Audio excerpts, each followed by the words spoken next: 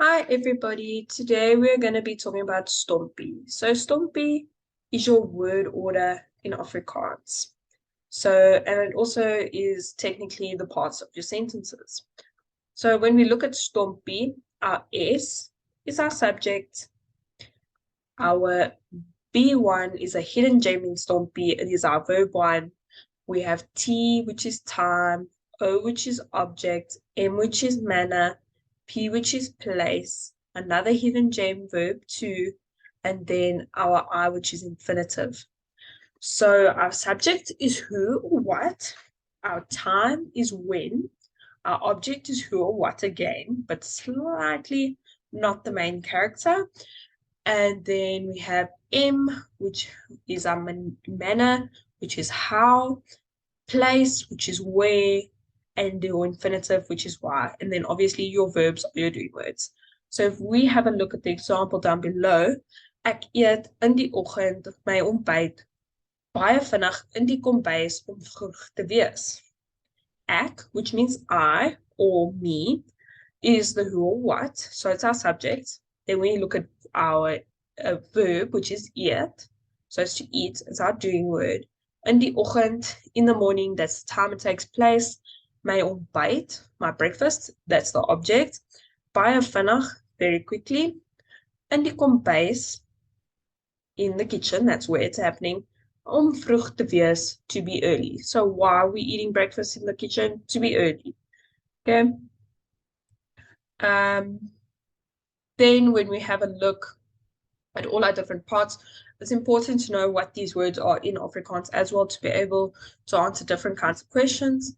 So our subject is our onderwerp, our verb is our werkwoord, our object is our voorwerp, time, tyd, place, plek, manner, wyse. Then we're going to have a look at this example. So in our stompie, there is our subjects, our time, our object, our manner, our place, and our infinitive. Okay? Now, if we read this sentence, die leerders vergader elke maandag vroeg in die saal.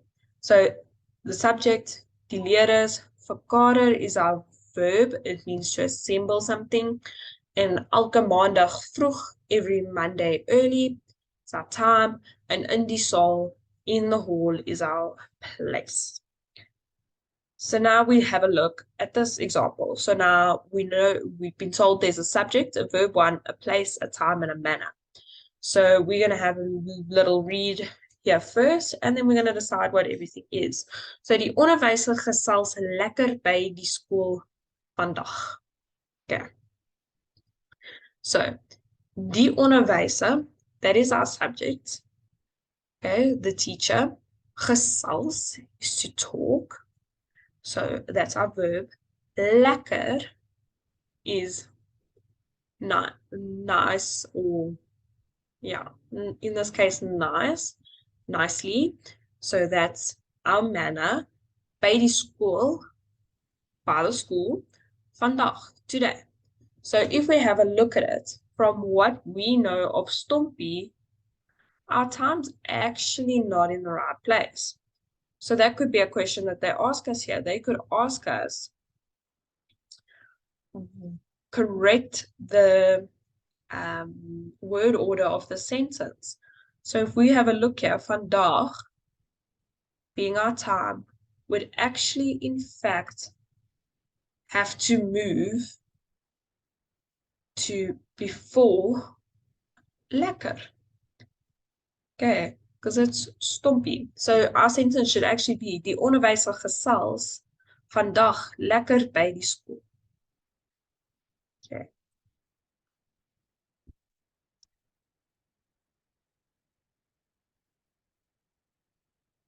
Yeah. So now,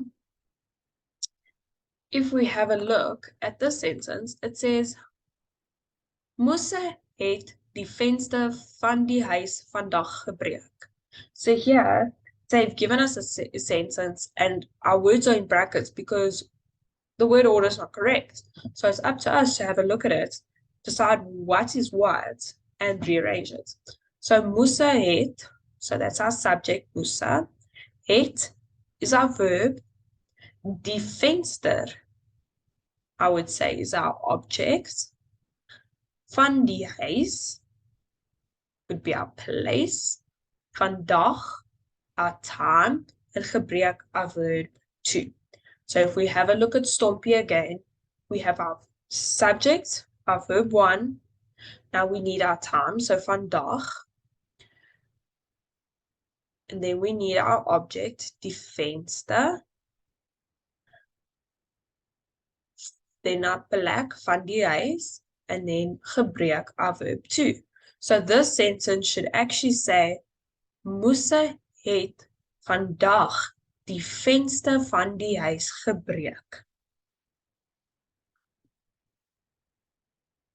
Now we only have 2 sections of the sentence that are out of order. So now we need to decide what is what and change the order. So die ma staan in die tuin elke middag.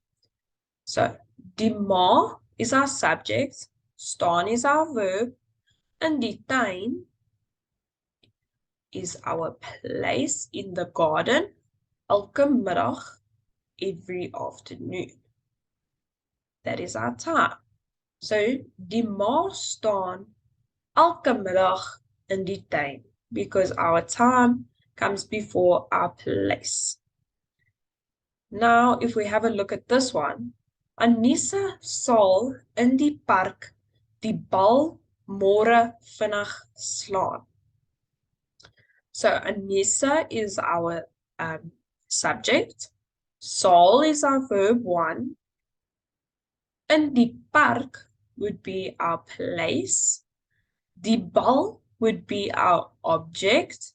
Môre would be our time, in the morning. Vinnig would be our manner. And slaan would be our verb 2. So now if we look at Stompie again, we have our subject, our verb 1. Our time needs to come next. Môre, our object comes after that. Die bal is. Then we have vinnig our manner, and then in die park, our place. And then slaan our verb 2. So, Anissa sal môre die bal vinnig in die park slaan. Now if we look at this example, die seun jaag teen die skynste af vinnig nou. So, die seun is our subject, jaag is our verb 1, teen die skynste af. So this would be our place. The word teen gives it away. Vinnig would be our manner, and no would be our time. So die seun jaag nou vinnig teen die skynste af would be the correct order of that sentence. Okay, now we have a little bit longer of a sentence. Die seun met die blou denim, that is our whole subject, because it's just describing the boy. So the boy with the blue denim, that's all explaining the subject. Op sy skatsplank ry elke dag. Okay.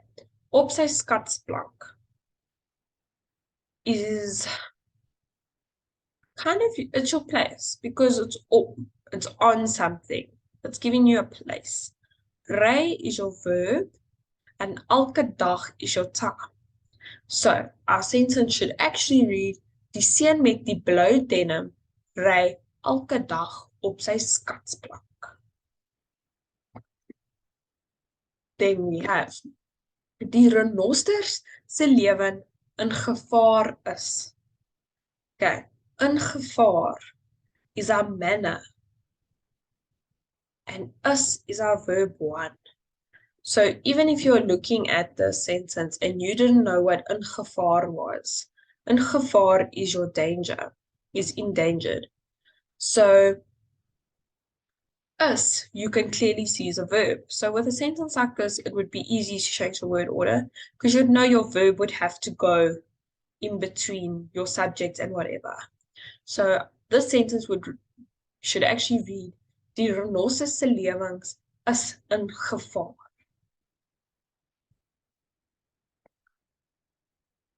Okay. Die kalfie dink dat hulle is veilig nou. So now die kalfie dink dat hulle. So die kalfie is the subject. Dink is your verb. Dat hulle is kind of like a weird extension.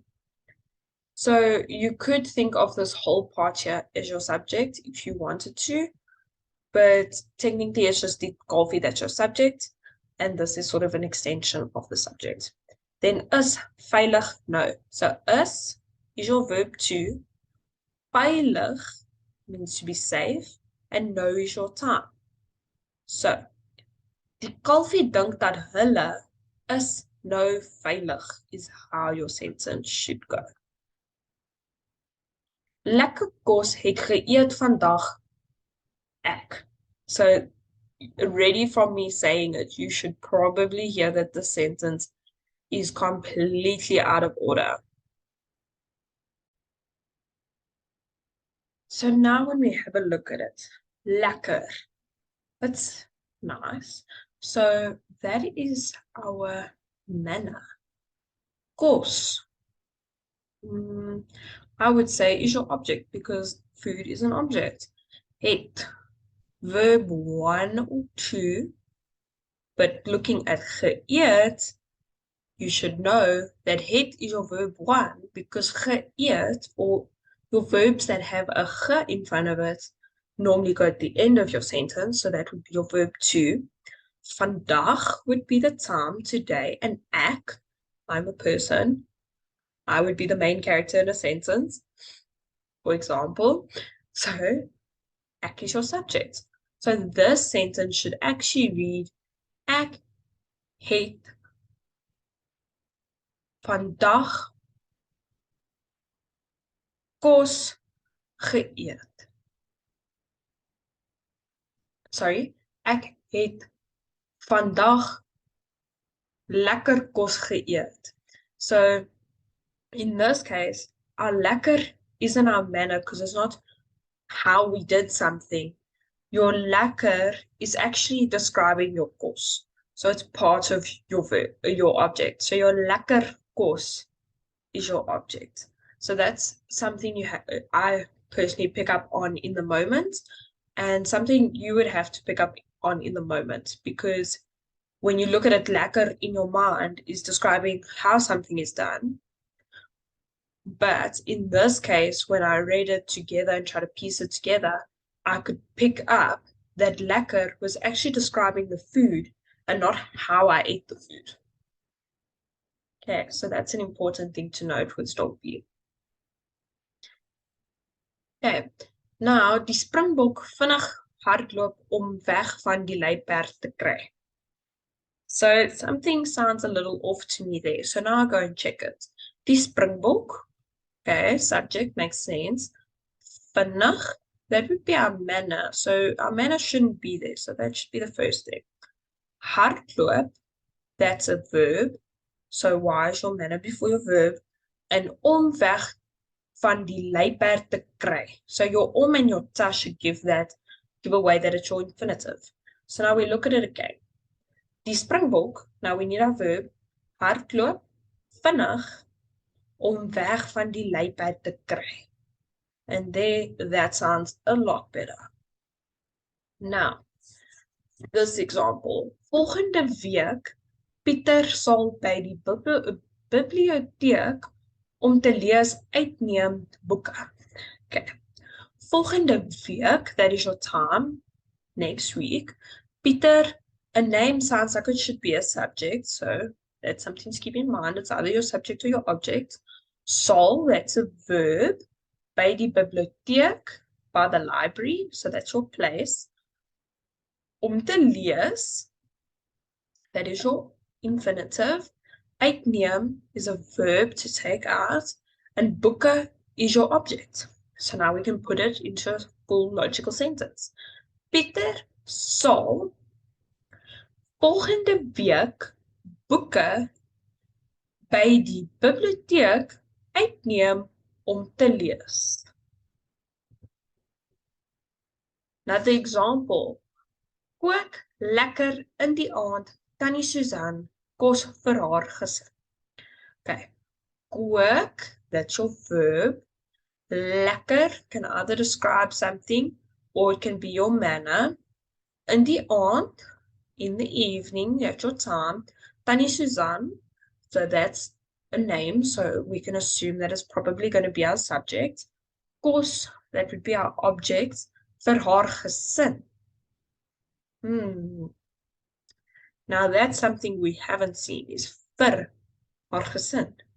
But that is kind of the why or that behind it. So it doesn't have our om or ta, but we can still place it as our infinitive because it's a why.